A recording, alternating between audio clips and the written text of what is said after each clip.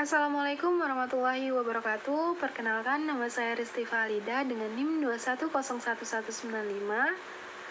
Saya di sini selaku anggota dari kelompok 1 dengan mata kuliah farmakologi dasar pada semester 3. Nah, pada video kali ini, kami dari kelompok 1 akan mempresentasikan mengenai materi yaitu farmakodinamika. Jadi, farmakodinamika ini merupakan cabang dari ilmu farmakologi yang mempelajari mengenai efek biokimiawi, kemudian fisiologi obat, dan mekanisme kerjanya, serta dengan tujuan utama untuk meneliti efek utama obat dan melihat interaksi obat dengan sel, serta mengetahui respon apa saja yang terjadi di dalamnya. Sebelumnya, saya ucapkan terima kasih kepada Ibu Apoteker Mira Febrina, Magister Sains, selaku dosen pengampu mata kuliah farmakologi dasar yang telah memberikan kesempatan kami untuk mempresentasikan materi kami yaitu farmakodinamika. Sebelum memasuki materi, izinkan kami memperkenalkan diri, yaitu terdiri dari 8 anggota. Yang pertama ada Aulia Amariska, Marta Dila Putri, Mukhairani Asmi, Ril Aisyah Nurhawa, Ristifa Alida, Siti Aisyah, Wilda Silviana, kemudian ada Winda Asda Aisyah.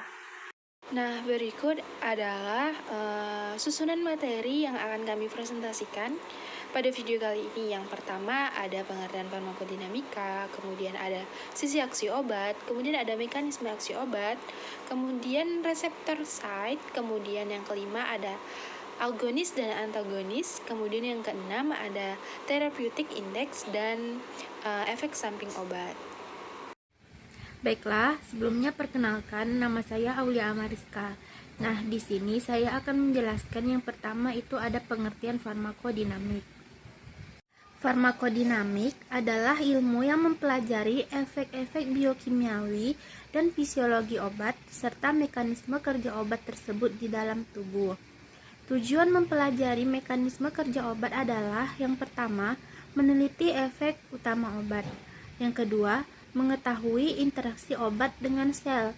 Yang ketiga, mengetahui urutan peristiwa serta spektrum efek dan respon yang terjadi. Yang kedua, sisi aksi obat. Interaksi farmakodinamik antagonis terjadi ketika efek farmakologis dari salah satu obat berkurang karena penggunaan obat secara bersamaan, tanpa menurunkan kadar obatnya di dalam darah. Contoh interaksi ini adalah kombinasi antara TCA dan guanetidin sebagai antihipertensi yang dapat berakibat pada penurunan efikasi terapeutik. Mekanisme aksi TCA adalah menghambat reuptake neurotransmitter pada sinapsis noradrenergik. Sisi aktif guanetidin adalah pada presinap adrenergik neuron, di mana aksinya adalah mengganti katekolamin yang berisi gelembung dan natif neurotransmitter, sehingga dapat menimbulkan efek antihipertensi. Transporter yang dimediasi oleh reuptake norepinefrin dihambat oleh TCA, sehingga guanetidin tidak dapat menjangkau sisi aktif yang membuatnya tidak aktif lagi sebagai antihipertensi. Selanjutnya, saya, Marta Dila Putri, akan menjelaskan materi yang ketiga, yaitu mekanisme aksi obat. Obat yang efeknya menyerupai senyawa androgen disebut agonis. Obat yang tidak mempunyai aktivitas intrinsik sehingga menimbulkan efek dengan menghambat kerja suatu agonis disebut sebagai antagonis. Reseptor obat mencakup dua konsep penting. Yang pertama yaitu bahwa obat dapat mengubah kecepatan kegiatan faal tubuh. Dan yang kedua, bahwa obat tidak menimbulkan suatu fungsi baru, tetapi hanya memodulasi fungsi yang sudah ada. Konsep ini masih berlaku setiap komponen makromolekul fungsional yang dapat berperan sebagai reseptor obat. Tetapi, sekelompok reseptor obat tertentu juga berperan sebagai reseptor untuk ligan androgen atau hormon neurotransmitter. Substansi yang efeknya menyerupai senyawa androgen disebut agonis. Sebaliknya, Senyawa yang tidak mempunyai aktivitas intrinsik tetapi menghambat secara kompetitif efek suatu agonis di tempat ikatan agonis atau agonis binding site disebut sebagai antagonis. Baiklah, yang keempat itu ada reseptor set. Yang pertama yaitu ada sifat kimia. Komponen yang paling penting dalam reseptor obat ialah protein. Contohnya yaitu asetilkoli, netrarease, Na+, K+, tubulin dan lain sebagainya. Asam nuklea juga dapat merupakan reseptor obat yang paling penting, misalnya untuk sitostatika. Ikatan obat reseptor dapat berupa ikatan ion, hidrogen, hidrofobik, van der Waals, atau kovalen. Tetapi umumnya merupakan campuran berbagai ikatan di atas. Perlu diperhatikan bahwa ikatan kovalen merupakan ikatan yang kuat sehingga lama kerja obat seringkali terjadi. Tetapi tidak selalu panjang. Walaupun demikian, ikatan non-kovalen yang afinitasnya tinggi juga dapat bersifat permanen. Yang kedua yaitu ada hubungan struktur aktivitas. Struktur kimia suatu obat berhubungan erat dengan afinitasnya terhadap reseptor dan aktivitas intrinsiknya. Sehingga perubahan kecil dalam molekul obat, misalnya perubahan stereoisomer, dapat menimbulkan perubahan besar dalam sifat farmakologinya. Pengetahuan mengenai hubungan struktur aktivitas bermanfaat dalam strategi pengembangan obat baru. Sintesis obat yang rasio terapinya lebih baik, atau sintesis obat yang selektif terhadap jaringan tertentu. Baiklah, untuk selanjutnya kita akan membahas tentang reseptor fisiologis. Jadi, pada reseptor fisiologis ini itu terdapat protein seluler, yang dimana peran protein seluler ini yaitu sebagai reseptor fisiologis bagi ligan endogen seperti hormon, neurotransmitter, dan autapoid.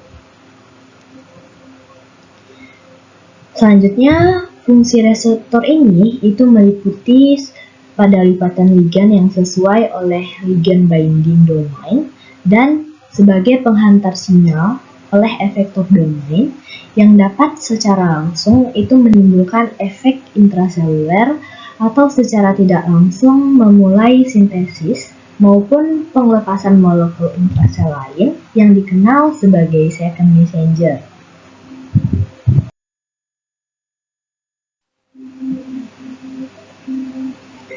Selanjutnya, dalam keadaan tertentu, molekul reseptor ini berinteraksi secara erat dengan protein seluler lainnya yang akan membentuk sistem reseptor-reseptor seluler lain sehingga akan menimbulkan respon.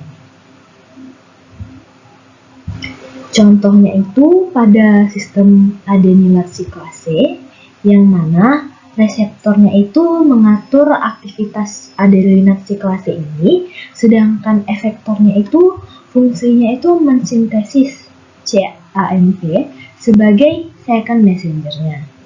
Nah, dalam sistem ini, protein G lah yang berfungsi sebagai perantara reseptor dengan enzim tersebut. Terdapat dua macam protein G, yang satunya itu berfungsi sebagai penghantar, yang lain sebagai penghantar. Sedangkan untuk protein G yang lainnya itu sebagai penghambatan sinyal.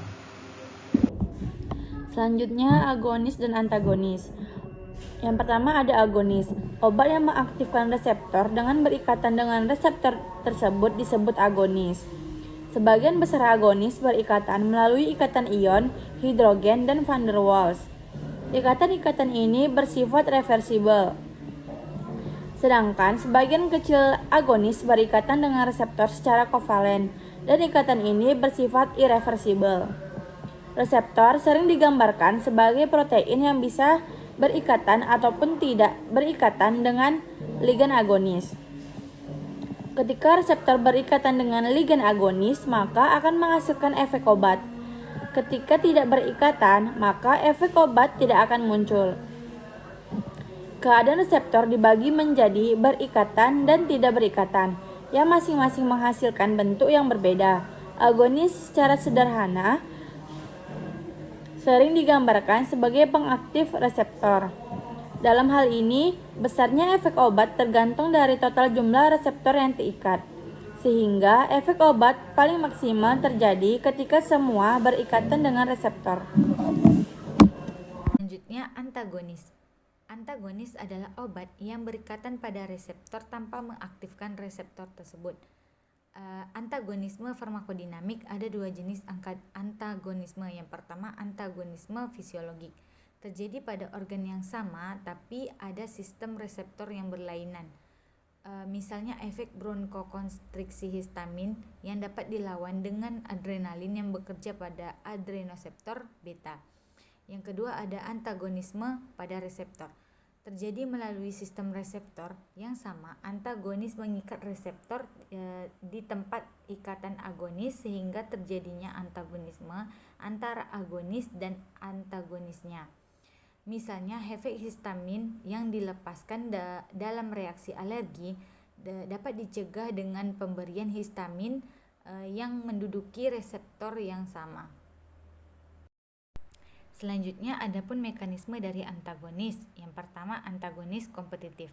Antagonis kompetitif ini terjadi saat konsentrasi antagonis itu meningkat dan menghambat respon dari agonis secara progresif. Dalam hal ini, antagonis mengikat reseptor di tempat ikatan agonis, reseptor site atau active site, yang terjadi secara reversibel, sehingga dapat digeser oleh agonis yang berkadar tinggi. Contoh dari antagonis kompetitif ini adalah beta blocker dan antihistamin. Jika penurunan afinitas agonis ini dapat diatasi dengan meningkatkan dosis agonis, maka keadaan ini tidak disebut dengan antagonisme kompetitif, tetapi disebut dengan kooperativitas negatif. Yang kedua itu ada antagonisme non-kompetitif.